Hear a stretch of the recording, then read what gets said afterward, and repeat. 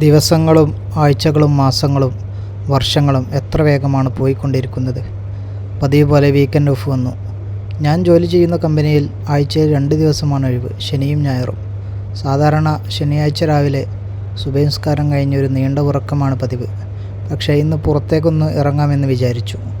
Sharjah Corniche ലക്ഷ്യമാക്കിയാണ് നടത്തം. പോകുന്നത് gold സൂക്കിൻ്റെ ഭാഗത്തൂടെയാണ്.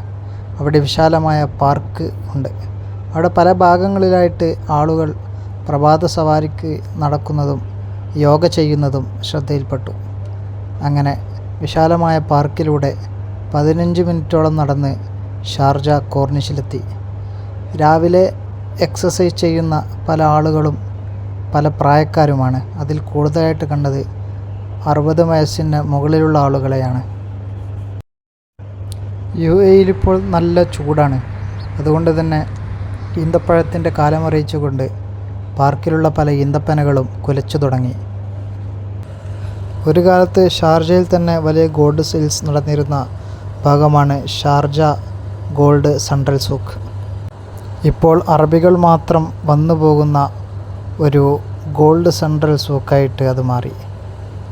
അങ്ങനെ കാഴ്ചകളൊക്കെ കണ്ട് ഞാൻ കോർണിഷിൽ എത്തിച്ചേർന്നു. കോർണിഷ് അതിവിശാലമായ പാർക്ക് സൗകര്യമുള്ള നടപ്പാതയുള്ള ഒരു ഏരിയയാണ്. ഇവിടെ രാവിലെയും വൈകുന്നേരവും പല ആളുകളും ഫാമിലിയായിട്ടും അല്ലാതെയും ഇവിടെ വന്നു പോകുന്നു. അങ്ങനെ ഫുട്പാത്തിലൂടെ ഞാൻ കുറേ നേരം നടന്നു. രാവിലെ ഒരുപാട് പ്രാവുകൾ അവിടെ വരുന്ന ആളുകളിൽ നിന്നും എന്തെങ്കിലുമൊക്കെ ഭക്ഷണം കിട്ടുമോ എന്ന് നോക്കാൻ വേണ്ടി അവിടെയൊക്കെ നിരന്ന് ഇരിക്കുന്നുണ്ടായിരുന്നു. ചില കുട്ടികളൊക്കെ അവിടെ ഇവിടെയൊക്കെ ആയിട്ട് ചൂണ്ടലിടുന്നത് കണ്ടു. അങ്ങനെ ഞാൻ കാഴ്ചകൾ കണ്ടു. ആ ഫുട്പാത്തിലൂടെ അങ്ങനെ കുറേ നേരം നടന്നു. ഷാർജ സെൻട്രൽ ഗവൺമെൻറ്റിൻ്റെ കീഴിലുള്ളതാണ് ഈ കോർണിഷും പരിസരവും.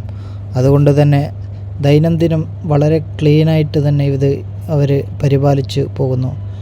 പല ഭാഗങ്ങളിലായിട്ട് അത് ക്ലീൻ ചെയ്യാൻ വേണ്ടിയിട്ടുള്ള സോഷ്യൽ വർക്കേഴ്സിനെയും കണ്ടു. ഈന്തപ്പനയുടെ താഴെയായിട്ട് ചെറിയ വെളുത്ത നിറത്തിലുള്ള പലതരത്തിലുള്ള ചെടികൾ പാർക്കിനെ കൂടുതൽ ഭംഗിയാക്കി.